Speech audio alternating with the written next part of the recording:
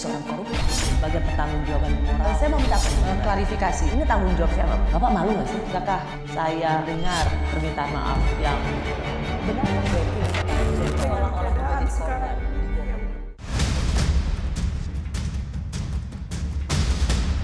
Menjatuhkan pidana kepada terdakwa dengan pidana penjara selama 10 bulan. Pertama, rasa syukur saya sampaikan kepada Allah Subhanahu wa taala bahwa saya merasa bersyukur dan bersujud kepada Allah.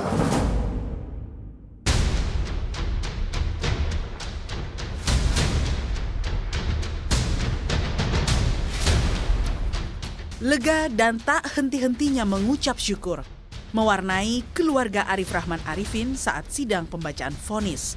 Hakim Ketua Ahmad Suhel mengganjar sang mantan Wakaden B Biro Paminal di Propam Polri ini dengan hukuman penjara selama 10 bulan.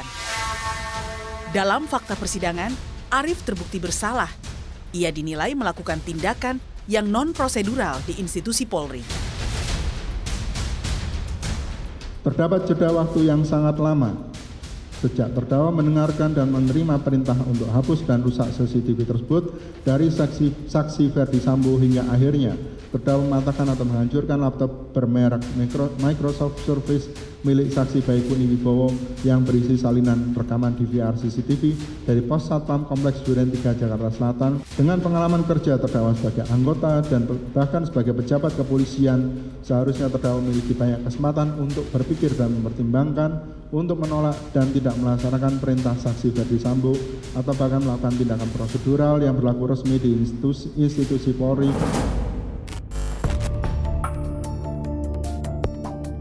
Hukuman 10 bulan penjara ini dimaknai sang ayah yang merupakan mantan pejabat tinggi di kepolisian sebagai sebuah kesempatan untuk putranya bisa kembali berdinas di kepolisian. Saya adalah purnawirawan Polri. Tentu saya merasa senang sekali apabila anak saya bisa kembali ke polisi. Saya memohon kepada Kapolri mudah-mudahan bisa menerima kembali putra saya untuk berbakti kepada negara melalui institusi Polri. Saya kira ini. Usai sidang vonis Arif Rahman Arifin, seharusnya masih ada 2 lagi agenda sidang pembacaan vonis bagi Hendra Kurniawan dan Agus Nurpatria. Tapi aneh, sidang vonis keduanya ditunda. Sebabnya, hakim belum siap membuat putusan vonisnya. Baik, sedianya hari ini untuk putusan, tapi kami belum siap untuk putusannya. Ya, ditunda di hari Senin. Ya, ditunda di hari Senin di tanggal 27 Februari 2023. Begitu ya. Urutannya nanti diinformasikan apa aja lah nanti. Ya, dia akan terpisah, nggak akan menjadi satu seperti ini. Begitu ya.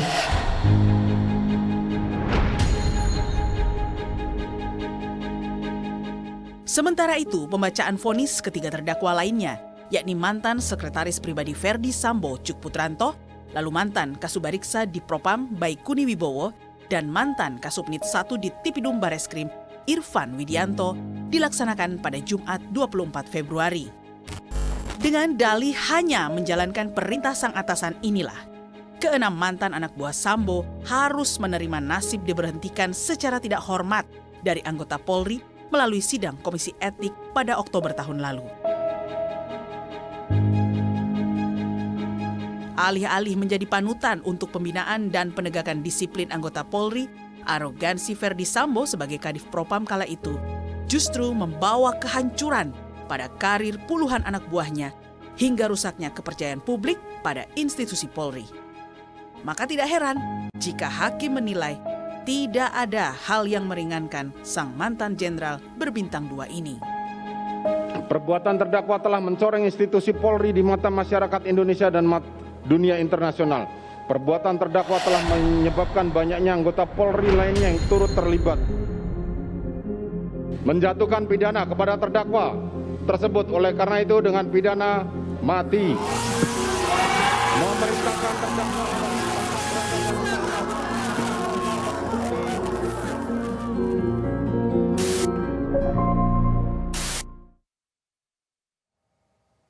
Sudah bersama saya Guru Besar Hukum Pidana Fakultas Hukum Universitas Gadjah Mada, Profesor Edward Hiarie, yang juga saat ini menjabat Wakil Menteri Hukum dan HAM. Prof. Edi, terima kasih sudah di Rosi. Sama-sama Mbak. Prof. Edi, selama ini media cari Anda untuk nanya, karena bagaimanapun juga kan Anda selalu jadi saksi ahli dalam banyak persidangan. Semua media mencari Anda untuk memberikan pandangan soal hukum pidana dalam kasus pembunuhan Yosua. Anda nggak pernah mau, kenapa?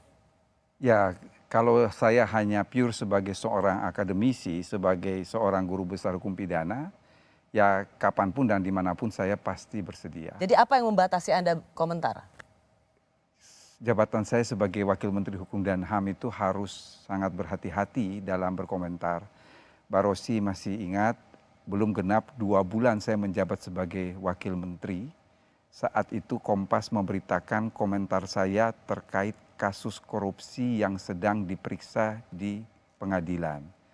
Dalam rapat dengar pendapat dengan DPR bulan berikutnya, saya ditegur oleh teman-teman Komisi 3. Saya pikir teguran itu benar sekali. Sebab kalau kita sebagai pejabat negara kemudian berkomentar atas proses persidangan yang sedang berjalan, orang bisa membaca lain bahwa seakan-akan itu adalah suaranya pemerintah. Meskipun saya berbicara dalam kapasitas pribadi saya sebagai orang yang mendalami hukum pidana. Berdasarkan pengalaman itu saya sangat berhati-hati. Bukan tidak boleh, tetapi tidak etis. Dianggap bisa mempengaruhi, apalagi ini institusi yang bukan berada dalam lingkup pemerintahan, eksekutif, tapi ini berada dalam lingkup ranah kekuasaan yudikatif. Kalau begitu saya mengucapkan terima kasih. Karena untuk pertama kalinya Prof. Edi hadir di Rosi. Apa yang membuat Prof. Edi mau bicara kali ini? Sebetulnya ada satu hal, kalau kita melihat dalam putusan pengadilan terhadap 5 terdakwa yang divonis 13, 14, 15 Februari lalu, ini kan satu putusan telah berkekuatan hukum tetap. Yaitu Richard Eliezer. Kalau sudah berkekuatan hukum tetap, maka siapapun boleh memberikan anotasi, boleh memberikan catatan terhadap putusan tersebut. Sementara terhadap 4 terdakwa lainnya kan ini masih belum inkrah, masih belum mempunyai kekuatan hukum tetap. Sehingga kalau toh saya berkomentar adalah hal-hal yang bersifat umum, yang bersifat teoretik dan doktrin. Sementara kalau terhadap Richard Eliezer, saya bisa mengupas lebih banyak karena apa yang saya nyatakan malam ini kan tidak akan lagi mempengaruhi proses karena sudah persidangan. berkekuatan Sudah hukum inkrah, tetap. sudah selesai. Dari 1 tahun menjadi 10 bulan. Hendra Kurniawan dan Agus Nurpatria itu masih ditunda. Saya mau tanya, serumit apa sesungguhnya dalam persidangan hukum pidana? Kasus Sambo yang begitu rumit saja, dalam 1 hari hakim bisa memutuskan Sambo dan Putri Chandrawati. Ini hanya bisa memutuskan Arif Rahman Arifin. Menentukan kerumitan suatu kasus itu kita tidak bisa melihat secara general. Tapi kita harus melihat itu case by case ya. Kalau kita mendengar apa yang disampaikan oleh majelis hakim tadi dengan tegas dia menyatakan belum siap. Artinya apa? Artinya dia dalam mengambil putusan dia harus memuat pertimbangan-pertimbangan sehingga tidak ada suatu loophole, tidak ada suatu celah hukum untuk kemudian putusan hakim itu dilakukan upaya hukum. Kalau Jadi, untuk Arif Rahman saja bisa diputus 12 ya, bulan 12 dari 1 bulan. tahun menjadi 10 bulan, kenapa yang lain nggak bisa? Ya itu kembali lagi, mungkin ketika dia melihat, majelis melihat berbagai perkara yang terkait obstruction of justice ini, yang siap dengan dalam kaitannya dengan pembuktian, dia firm untuk memutus Arif Rahman. Sementara yang lain itu Kenapa? masih Apa membuat biasanya dalam hukum pidana hakim itu nggak firm? Kalau dia tidak firm, ya ini apa? Itu berarti terkait dengan pembuktian pada unsur-unsur pasal.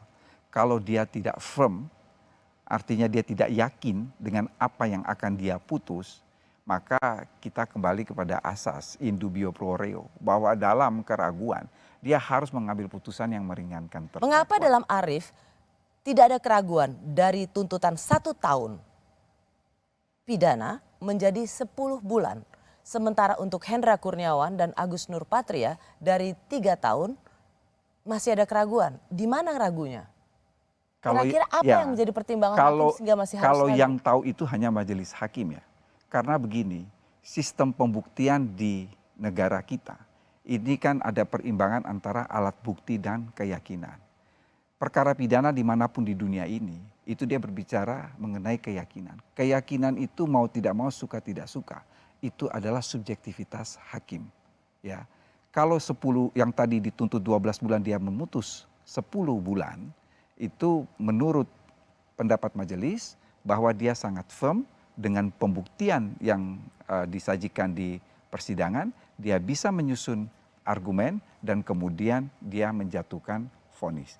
Tetapi mungkin, sekali lagi mungkin, untuk 2 terdakwa yang belum diputus ini mungkin ada keraguan atau belum ada kesepakatan di antara majelis pun. Prof. Itu bisa. Edi, izinkan saya bertanya begini. Kalau orang saja terlibat dalam perampasan nyawa, yaitu Richard Eliezer, ia dari tuntutan jaksa 12 tahun menjadi 1 tahun 6 bulan. Itu bisa berkurangnya luar biasa. Ia ikut serta dalam perampasan nyawa. Mengapa orang yang dianggap perintangan penyidikan, ia tidak ikut dalam pembunuhan, tapi bisa ikut dihukum? Bukankah seharusnya orang seperti Arifin itu onslah atau bebas? Begini, ini 2 kasus yang berbeda.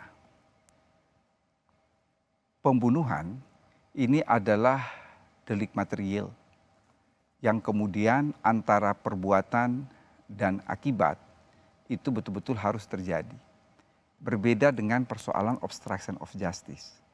Obstruction of justice ini adalah tindakan menghalang-halangi, menunda, atau dia merintangi proses peradilan. Bicara proses peradilan ini kan sangat luas, mulai dari penyidikan bahkan bisa sampai pelaksanaan putusan. Ketika kita berbicara dalam konteks obstruction of justice, ini pasti dilakukan dengan suatu kesengajaan. Inilah yang kemudian harus dibuktikan. Artinya apa? Kalau misalnya dia hanya melaksanakan perintah atasan, dia tidak tahu dalam tanda petik ya, dia tidak tahu bahwa itu tidak ada, dia tidak tahu bahwa itu kasus direkayasa oleh Sambo, maka seharusnya dia tidak dikategorikan sebagai obstruction of justice. Karena obstruction of justice itu kan suatu bentuk kesengajaan yang mensyaratkan. Katakanlah dia sudah masuk dalam perkara obstruction of justice. Oke. Tidakkah seharusnya mereka bebas? Oh, tidak demikian. Karena obstruction of justice itu merupakan suatu tindak pidana.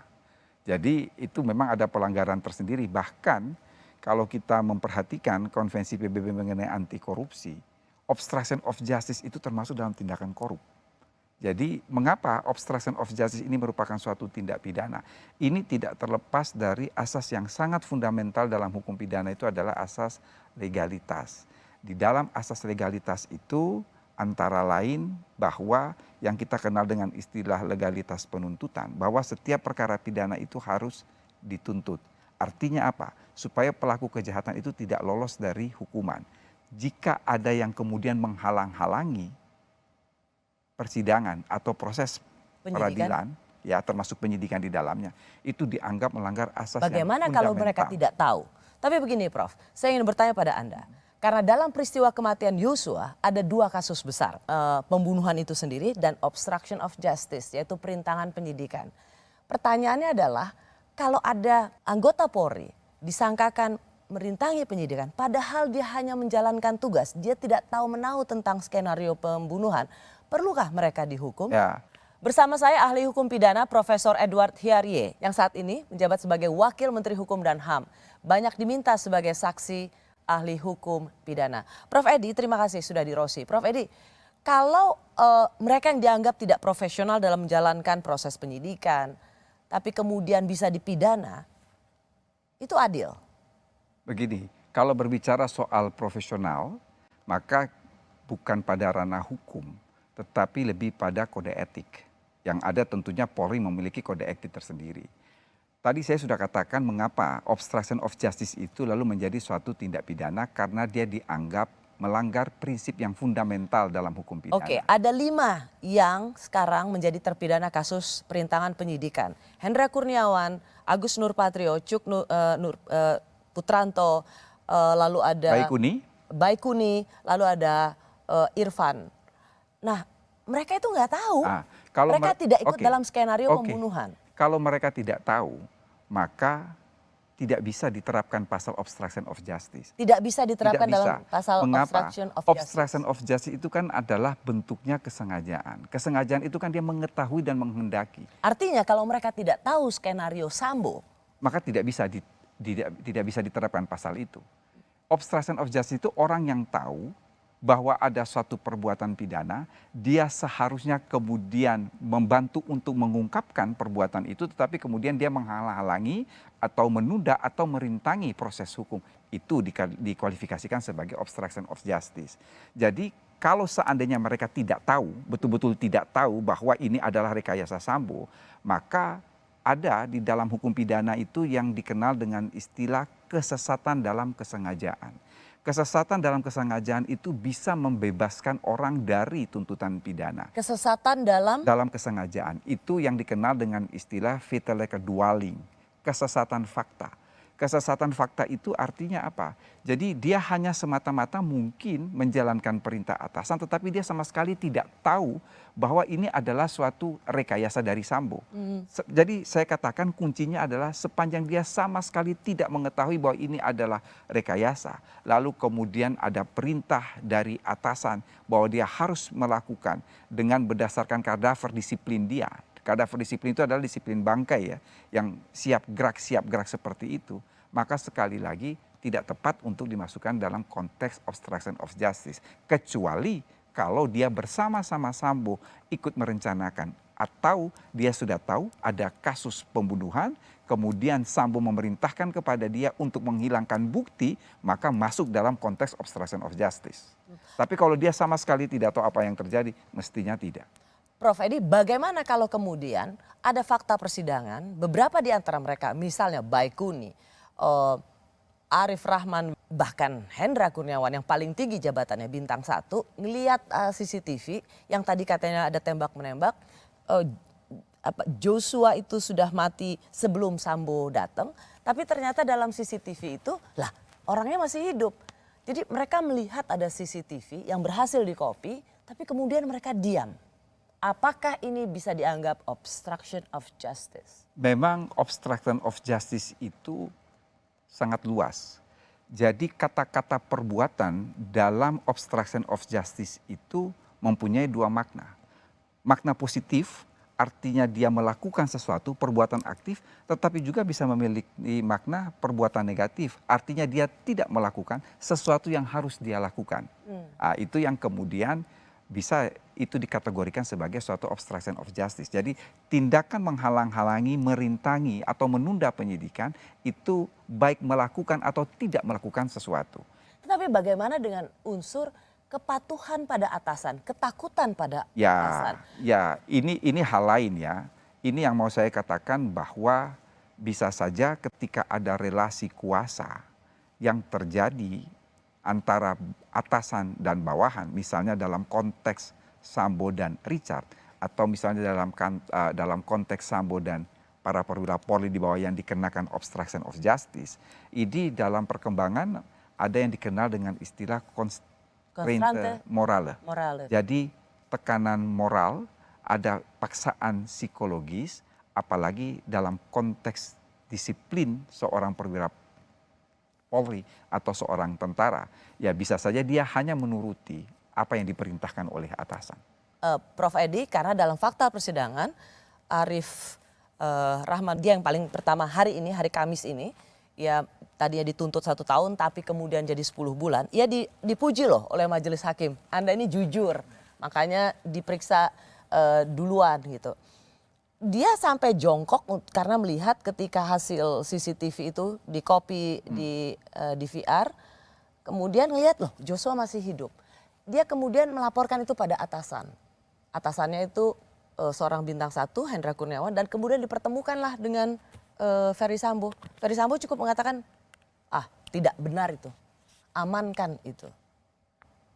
Nah, tidakkah ini cukup untuk memberikan satu penjelasan psikologis bahwa ada keterbatasan dari para anggota Polri ini?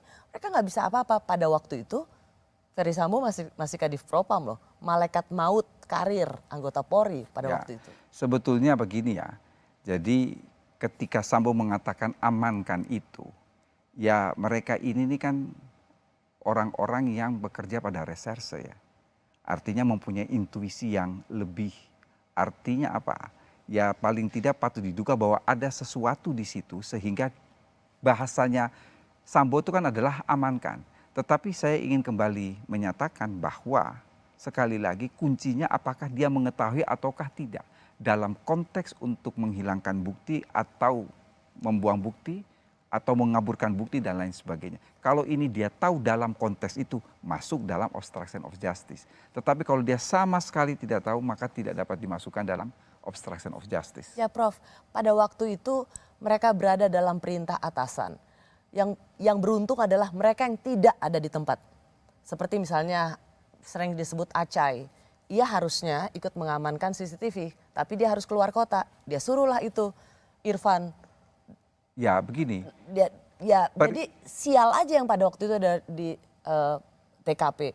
Yang ingin saya katakan adalah apakah mereka yang harus menjalankan perintah atasan maka serta-merta bisa dipidana atau dihukum sebagai bentuk kejahatan. Ini yang harus kita pahami bahwa perintah jabatan itu memang merupakan alasan pembenar, merupakan suatu alasan penghapus pidana.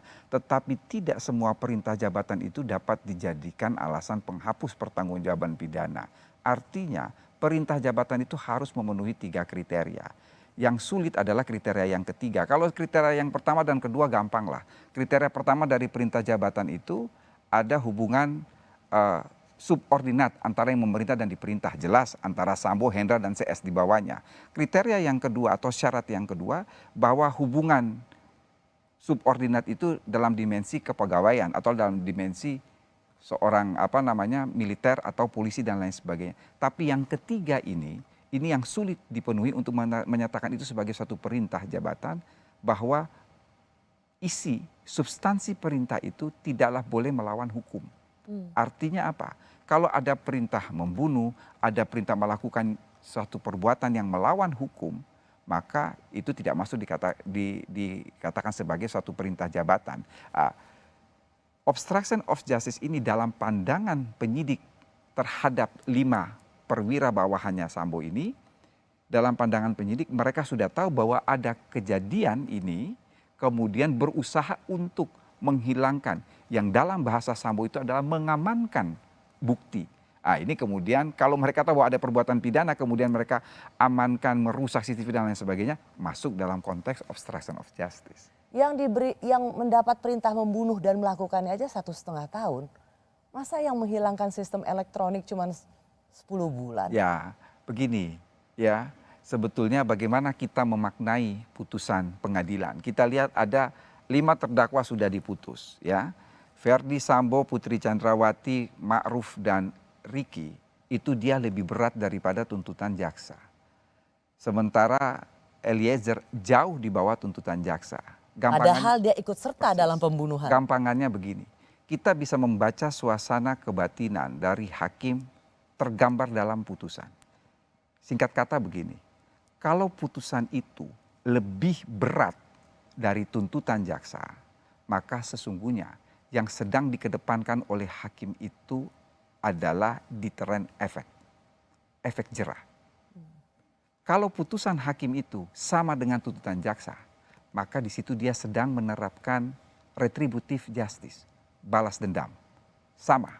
Tetapi kalau putusan pengadilan itu lebih rendah dari tuntutan jaksa, maka di situ sesungguhnya hakim mengedepankan rehabilitatif. Artinya apa?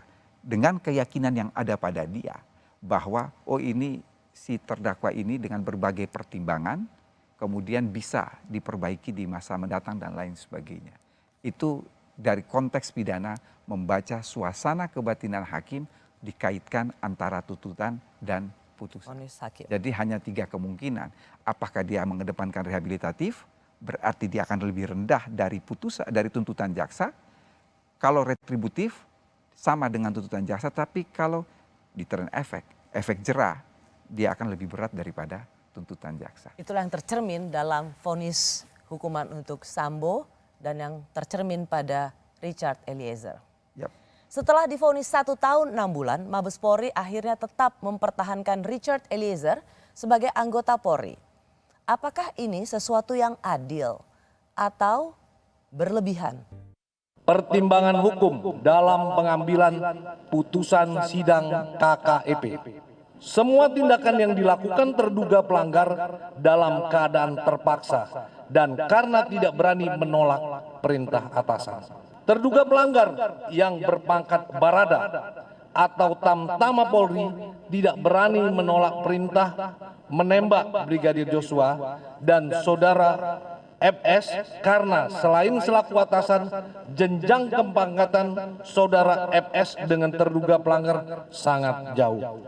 Dengan bantuan terduga pelanggar yang mau bekerja sama dan memberi keterangan yang sejujur-jujurnya sehingga perkara meninggalnya Brigadir Joshua dapat terungkap.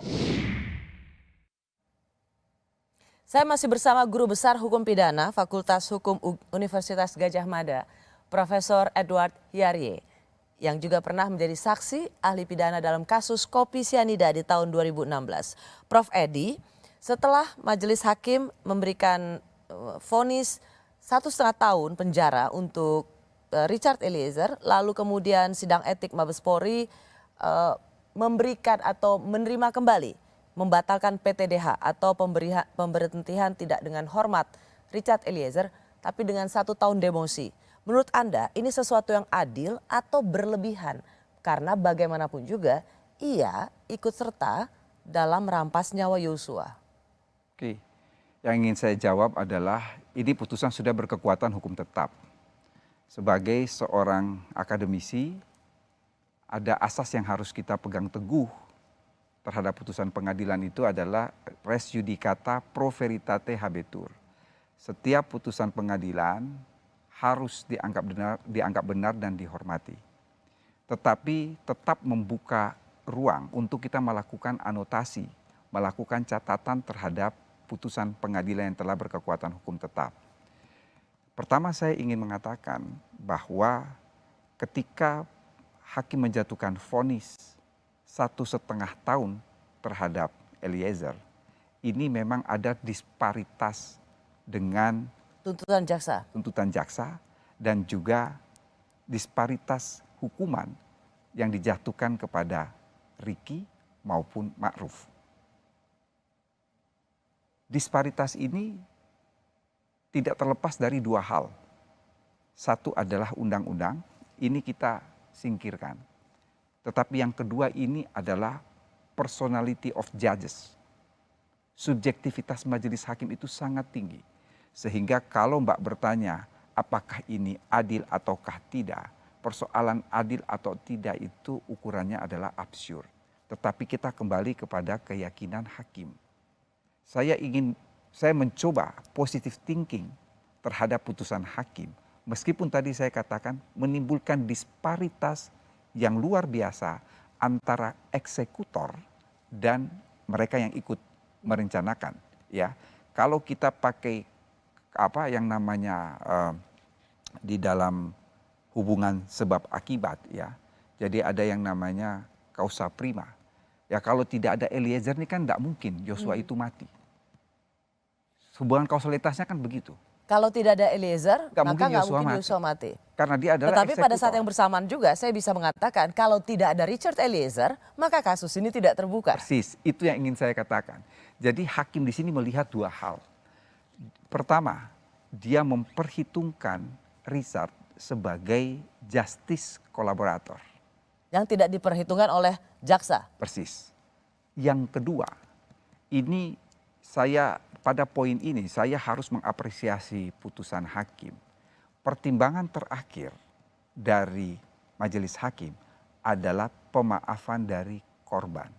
ketika kita berbicara dalam konteks hukum pidana modern yang salah satu di antaranya adalah restoratif justice, pemulihan keadilan bagi korban, bentuk yang sederhana dari pemulihan terhadap luka yang dihadapi dari korban sebagai suatu bentuk reparasi terhadap korban, itu adalah permintaan maaf yang tulus dari seorang pelaku kejahatan Dan diterima oleh keluarga diterima korban. oleh korban.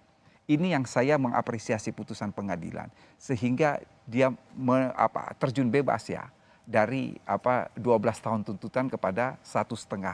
Ini pandangan majelis hakim adil untuk itu. Sekaligus saya ingin mengatakan bahwa di dalam konteks perkara pidana ini berbeda dengan perdata. Di dalam perkara pidana itu tidak mengenal ultra petita. Artinya apa? Yang membatasi hakim dalam memutus perkara adalah undang-undang. Artinya dia mau jauh di bawah tuntutan penuntut umum atau jauh di atas tuntutan penuntut umum, sepenuhnya itu adalah pertimbangan hakim. Bukan Ini soal ultra petita. bukan soal ultra petita. Ini sama halnya, saya ingat dulu saya di bangku kuliah pernah ada satu putusan tahun 1990-an. Itu terjadi pada Hakim Agung yang kita kenal bersama integritasnya, Dr. Bismar Siregar. Ada terdakwa narkotika di Pengadilan Negeri Medan itu dituntut 11 bulan, dijatuhi pidana oleh Bismar 12 tahun. Jauh sekali. Jauh sekali. Jadi sebetulnya itu adalah hal yang biasa. Kembali kepada Eliezer, meskipun saya harus mengatakan, saya di satu sisi saya mengapresiasi putusan hakim dengan pertimbangan soal pemaafan, lalu kemudian terhadap justice kolaborator, tetapi menimbulkan disparitas pidana, tetapi dengan berat hati pun saya ingin mengatakan sebagai seorang guru besar hukum pidana, terdapat suatu loophole di dalam putusan Eliezer. Apa loophole-nya? Di satu sisi, mengapa? Kan majelis hakim mengatakan, mengapa Eliezer dijatuhi pidana ringan? Dan ini kemudian dia menafikan tuntutan penuntut umum. Kalau tuntutan penuntut umum 12 tahun karena dia menganggap Eliezer adalah pelaku utama. Dalam pertimbangan majelis hakim mengatakan bahwa Eliezer bukan pelaku utama. Oke, Eliezer bukan pelaku utama. Karena memang di dalam pasal 55 KUHP tidak ada istilah pelaku utama. Yang ada adalah istilah pelaku. Sayangnya di dalam pertimbangan hakim menyatakan bahwa Sambo itu adalah aktor intelektual. Kalau Sambo aktor intelektual, maka aktor materialnya siapa? Aktor materialnya itu adalah Eliezer. Aktor material itu apa? Pelaku utama. Jadi itu yang saya lihat satu loophole. Di satu sisi dia tidak mengakui Eliezer sebagai pelaku utama dengan alasan bahwa tidak ada istilah pelaku utama dalam KUHP, tetapi dalam pertimbangan dia mengatakan bahwa Sambo itu adalah intelektual dader, aktor intelektual. Di dalam teori aktor intelektual itu pasangannya adalah aktor material. Manus domina pasangannya adalah manus ministra. Jadi ya di satu sisi dia tidak mengatakan Eliezer sebagai pelaku utama, tetapi dia mengatakan dalam pertimbangan Sambo itu adalah aktor intelektual. Itukah sebabnya Prof. Edi menulis di harian Kompas pada tanggal 13 Januari tahun ini 2023 berjudul Perintah Jabatan dan Penyertaan. Prof. Edi mengatakan bahwa jika seorang atasan memerintahkan bawahannya untuk melakukan perbuatan pidana, tidaklah dapat dijadikan alasan penghapus pertanggungjawaban pidana. Baik karena perintah jabatan maupun perintah jabatan yang tidak sah. Prof. Edi ingin mengatakan Richard Eliezer harus kena hukuman yang tidak boleh ringan. Itukah yang ingin Prof. Edi katakan? Betulnya tidak. Tulisan saya itu sangat netral. Yang saya hadirkan di dalam tulisan itu pure adalah doktrin hukum pidana. Kalau dibaca baik-baik, di situ saya mengatakan bahwa selain alasan pembenar, alasan pemaaf yang masuk dalam rumpun besar alasan penghapus pertanggungjawaban pidana, ada yang kita sebut dengan istilah constrainte morale, tekanan moral. Tekanan moral itu bisa jadi bersamaan baik dalam konteks alasan pembenar maupun dalam alasan pemaaf.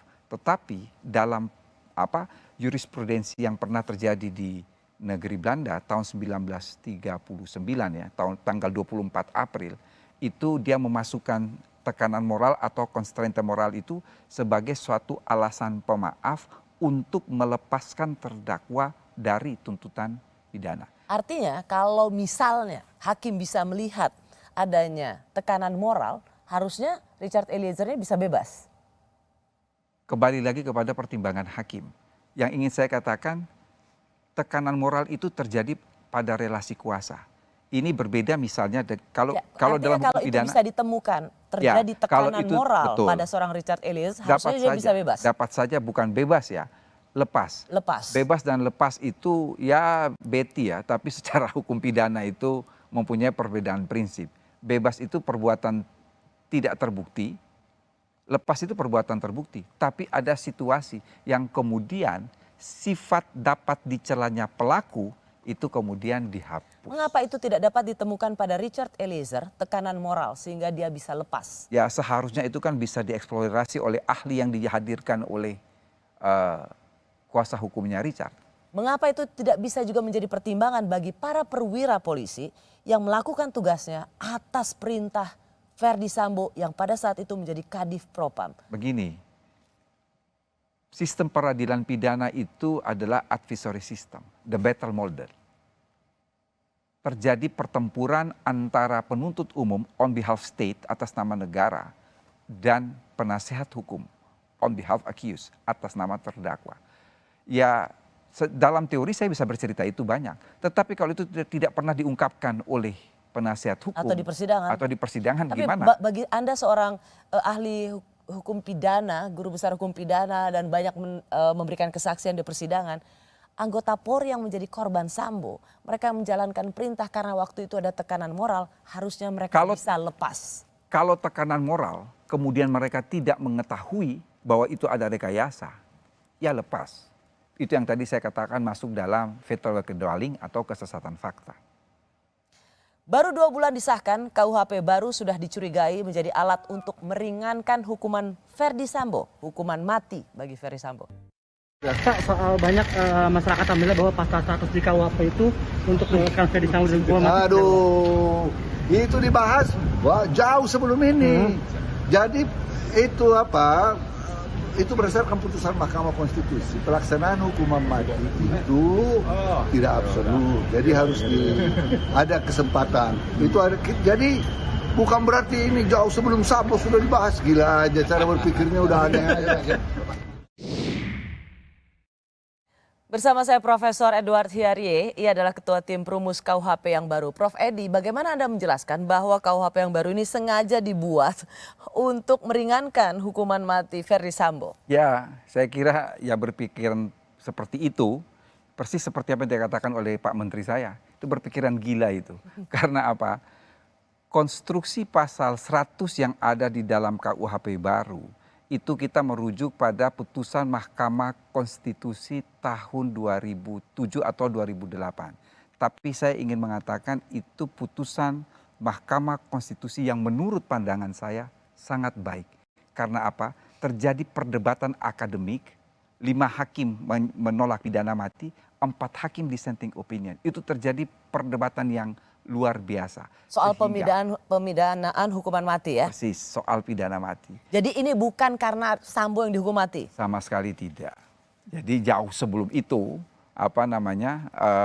rumusan itu sudah seperti demikian yang ada dalam putusan Mahkamah Konstitusi. Pertanyaan orang awam begini Prof Edi, apakah terpidana hukuman mati, mari kita katakan sampai Mahkamah Agung, PK dan lain kasasi, PK dan lain sebagainya, orang-orang yang terpidana hukuman mati ini akan diuntungkan dengan KUHP yang baru?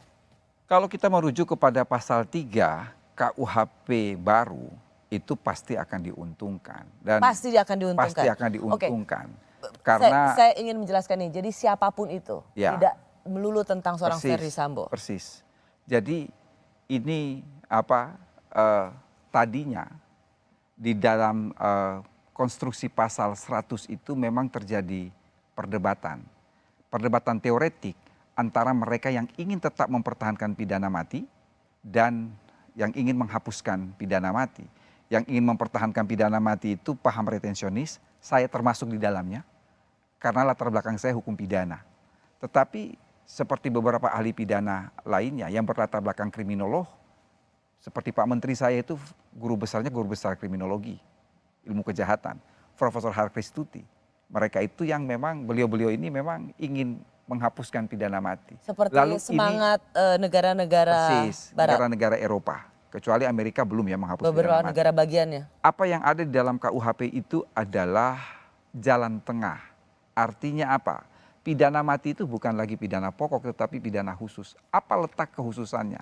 Letak kekhususannya satu, dijatuhkan secara selektif, dan yang kedua dijatuhkan dengan percobaan 10 tahun. Apabila dia berkelakuan baik, maka akan dirubah menjadi seumur hidup atau penjara sementara waktu 20 tahun. Ini sesuai dengan visi KUHP. Salah satu visi KUHP itu kan adalah reintegrasi sosial.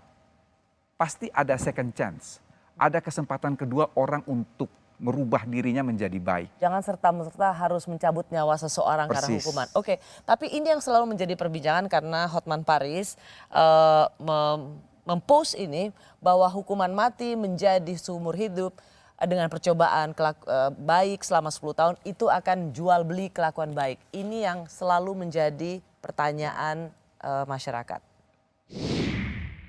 Di pasal 100 disebutkan seseorang terdakwa yang dijatuhkan hukuman mati nggak bisa langsung dihukum mati, harus dikasih kesempatan 10 tahun. Kesempatan 10 tahun, apakah dia berubah berkelakuan baik? Ya nanti bakal mahal deh surat keterangan kelakuan baik oleh kepala lapas penjara daripada dihukum mati. Orang berapapun akan mau mempertaruhkan apapun untuk mendapatkan surat keterangan kelakuan baik dari kepala lapas penjara. Waduh, surat keterangan kelakuan baik ini nanti pasti surat paling mahal harganya di dunia. Orang akan mempertaruhkan apapun agar mendapatkan surat keterangan kelakuan baik. Prof Edi, apakah hasutan Hotman Paris ini masuk akal atau konyol? Konyol. Ya, mengapa konyol? Satu, di dalam pasal 102 KUHP baru itu dikatakan bahwa ketentuan mengenai pidana mati akan diatur lebih lanjut dalam undang-undang. Jadi akan ada undang-undang khusus tentang pidana mati. Itu yang pertama. Yang kedua, ya, itu tidak sepenuhnya menjadi otoritas lapas untuk Kenapa tidak? Kan ada Kim Wasmat. Kita sudah mengenal hakim pengawas dan pengamat melalui Undang-Undang Nomor 8 Tahun 1981. Jadi sudah cerita 42 tahun yang lalu. Ada namanya Kim Wasmat. Apa itu Kim Wasmat? Hakim pengawas dan pengamat yang bertugas untuk melihat bagaimana pembinaan, bagaimana putusan pengadilan memberi dampak terhadap terpidana. Itu yang tadi ingin dia katakan, hasutannya atau penilaiannya Hotman Paris itu adalah konyol. Itu gampang, tinggal bayar. Itu yang saya katakan konyol. Mengapa demikian? Itu tidak semata-mata hanya melibatkan teman-teman di lembaga pemasyarakatan. Ada Kim Wasmat. Bahkan kalau dilihat dalam ayat 6 pasal 100, itu adalah berdasarkan pertimbangan Mahkamah Agung. Ya, jadi prosesnya itu panjang dan prosesnya itu betul-betul selektif. Jadi saya mengubah katakanlah hukuman mati dirubah menjadi seumur hidup atau penjara sementara 20 tahun adalah berdasarkan keputusan Presiden atas pertimbangan Mahkamah Agung. Jadi bukan pertimbangan kepala lapas semata. Wajarkah seorang Ferdy Sambo masih mendapat keringanan hukuman? Begini, ini sekaligus saya ingin menjawab pertanyaan publik. Pertanyaannya, apakah KUHP baru ini berlaku bagi Ferdy Sambo? Dengan tegas saya mengatakan bahwa Ferdy Sambo diputus pidana mati menggunakan KUHP yang lama. Oke? Artinya apa? Ada kemungkinan dieksekusi mati jika Sambo menerima putusan itu, lalu dia tidak melakukan upaya hukum. Artinya hanya tinggal menunggu fiat eksekusi dari Presiden. Tetapi kita lihat ini kan prosesnya panjang. Sambo pasti melakukan upaya hukum, masih ada banding, masih ada kasasi. Bahkan putusan Mahkamah Konstitusi menyatakan peninjauan kembali bisa lebih dari 1 kali, tapi tidak membatasi. Maka saya kira Sambo akan buying time ya dengan melakukan berbagai upaya hukum, termasuk PK, bahkan mungkin termasuk gerasi untuk menuju tanggal 2 Januari 2026 di mana KUHP itu berlaku secara efektif. Ketika KUHP baru itu berlaku, maka dia akan diuntungkan dengan KUHP baru itu. Meskipun demikian, Prof. Edi mengatakan mengubah hukuman mati menjadi seumur hidup tidaklah segampang dengan membeli surat kelakuan baik dengan menyuap kalapas. Persis. Itukah yang ingin Anda katakan? Persis. Jadi ya makanya tadi saya dikatakan oleh Hotman itu konyol ya. Karena tidak semudah itu. Kita pemerintah dan DPR masih punya tugas untuk membuat undang-undang terkait ketentuan pidana mati selanjutnya. Karena itu adalah delegasi provisio ya. Jadi perintah dari pasal 102 KUHP. Baik. Terima kasih Prof. Edi. Terima kasih, selalu menyenangkan bicara bersama Anda. Ini adalah kali pertama seorang Profesor Edi Hiarie berbicara soal kasus pembunuhan Yosua. Ya. Saya sungguh menghargainya. Terima kasih. Prof. Terima kasih. Terima kasih sudah menyaksikan Rosi. Tetaplah di Kompas TV, independen, terpercaya.